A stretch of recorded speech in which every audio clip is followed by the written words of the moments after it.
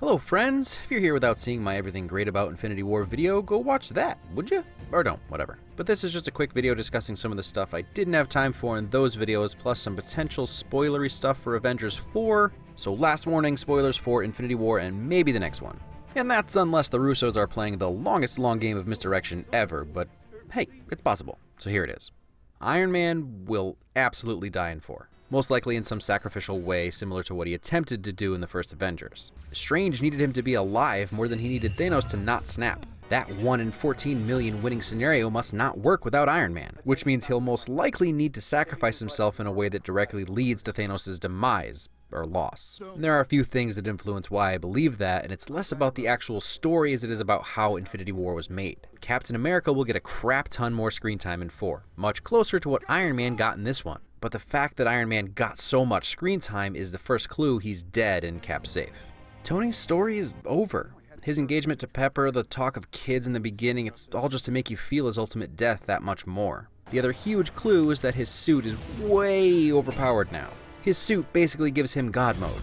I know, Thanos beat him in the end, but he held his own alone against Thanos, who made Hulk do this and then hide for the rest of the film. Point is, they maxed his powers out so that his send-off would be epic.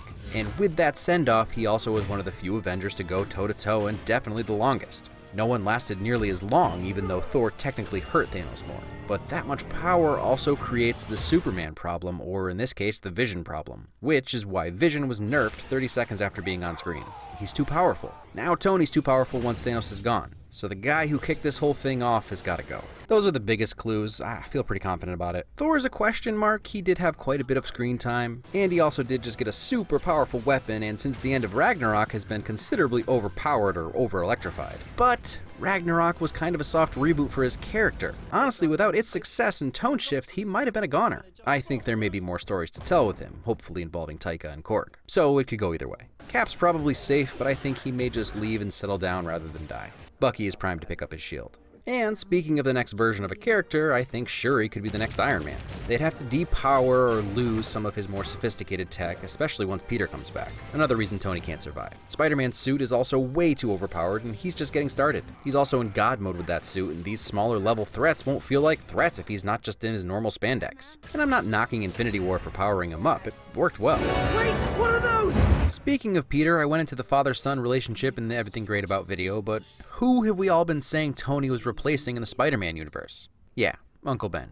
And when he dies, probably heroically saving Peter the way he so desperately wanted to in the end of this movie, and sacrificing himself for the greater good, he'll fulfill that destiny for Peter. It's a part of Peter's story that's been missing, so it only makes sense. For the record, I know that there was an Uncle Ben and that he died, but it only came up briefly thematically. As far as the rest of the characters, I think they're all probably inside the Soul Stone / Soul World or in another reality, including Gamora. Pretty confident she'll be back. This is the same pergola-looking thing from her home world, so it begs that it could be Thanos' Soul World. I haven't seen Ant-Man and the Wasp yet, so I may be way off, but my guess will be some combination of Ant-Man entering a different dimension and getting some help from Doctor Strange once inside, but who knows. Also, it will be key for Iron Man and Cap to fight together. They obviously won't let Tony die without reconciling with Cap at some point. To paraphrase Cap, win or lose, they need to do it together. Otherwise, I'd say Heimdall's dead, Loki's probably dead. Vision should be fine, he's tied in with the Soul Stone as well, so he'll at least be back in 4. My money is on him existing without the stone by the end, because why pass up that opportunity? Speaking of opportunity, future and present, deep down I think Tony will be the only one to die. He deserves his own send-off without it getting watered down with Cap or Thor's deaths. Also, with the downer that this film is, they won't want to completely crush the audience by killing multiple Avengers. Who knows? I don't like when characters die, so I'll be fine if he survives the whole ordeal and passes the mantle on to someone else. But a lot of fans will see that as Marvel chickening out and will claim there's no stakes. There's no weight to anything because you only kill characters in the movies they've been introduced. It's a fair criticism, I don't really care. I like good guys winning. I also do love a good self-sacrifice though. So we'll have to see. Let me know what you think about all that. Am I way off? I know you guys have theories, I'm very curious. You think this is Loki? Is Thanos actually in the mirror dimension, or is he still inside Mantis' mind control?